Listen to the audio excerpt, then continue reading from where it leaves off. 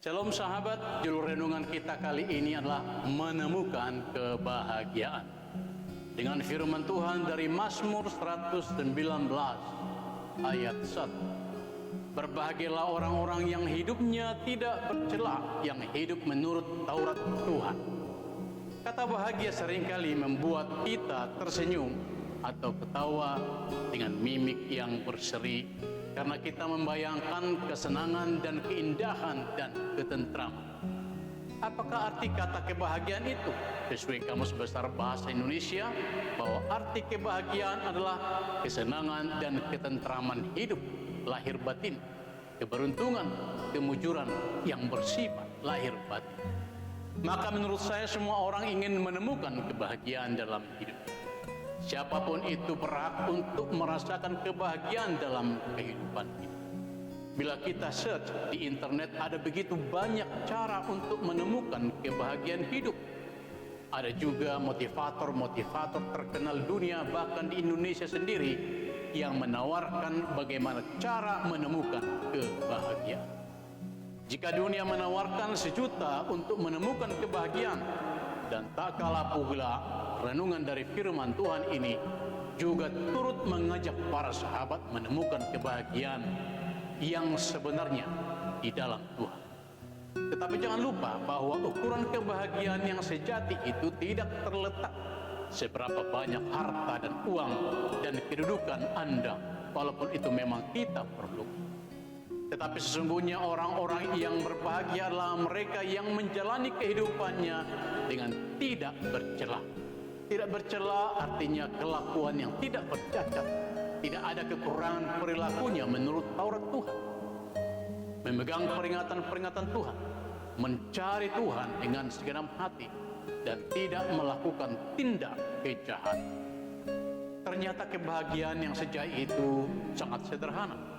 Itu taat pada hukum atau ketetapan Tuhan. Dalam Matius 5 ayat 3 dikatakan, berbahagialah orang yang miskin di hadapan Allah, karena merekalah yang mempunyai kerajaan surga. Kata miskin bukanlah dalam makna material, melainkan makna spiritual atau rohani, suatu sikap merendahkan hati dan diri di hadapan Allah, karena kesadaran bahwa di hadapan Allah manusia tidak memiliki apa-apa dan tidak ada apa-apanya, dan bahwa segala sesuatunya adalah berkat dan anugerah dari Tuhan. Dan karena itu dengan kerendahan hati, agar kerajaan Allah ada dalam hati dan kehidupan mereka. Sebagian orang kaya menghadapi godaan lebih besar untuk lebih cinta uang daripada cinta Tuhan, sehingga akhirnya memilih meninggalkan Yesus. Orang kaya dengan segala kekayaannya lebih mudah terpikat untuk mengandalkan hartanya ketimbang mengandalkan Tuhan.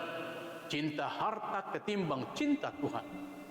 Dan akibatnya banyak orang kaya binasa karena kekayaannya. Tetapi jangan lupa, masih banyak orang kaya yang mencintai Tuhan dan mengucap syukur atas semuanya. Banyak orang yang mempunyai harta kekayaan yang melimpah, namun hatinya terasa hampa dalam hidup ini. Setiap hari naik mobil yang termasuk mewah, makan di restoran yang mewah, dan keluar masuk mall dan hotel mewah pula. Namun semuanya itu hanya membuatnya senang sementara saja.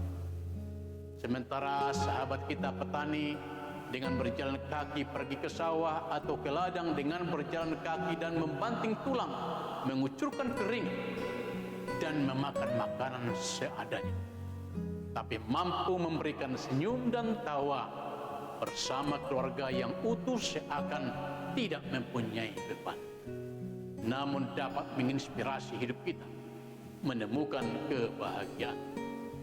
Kehampaan hati adalah karena Tuhan tidak hidup dalam hatimu, tetapi hanya kamu hidup di dalam hatimu sendiri. Memang masing-masing kita berbeda dalam menikmati kebahagiaan, namun tetaplah hidup dalam Tuhan supaya kita dituntun oleh firman Tuhan, dan di sanalah kita menemukan kebahagiaan. Mahatma Gandhi berkata, jadilah kamu manusia yang pada kelahiranmu semua orang tertawa bahagia, tetapi hanya kamu sendiri yang menangis. Dan pada kematianmu, semua orang menangis sedih, tetapi hanya kamu sendiri yang tersenyum. Demikian renungan kita kali ini. Jangan cemu-cemu berbuat baik. Amin. Kita berdoa. Arahkanlah hati kami Tuhan, bahwa kebahagiaan hanya kami temukan di dalam Engkau. Amin.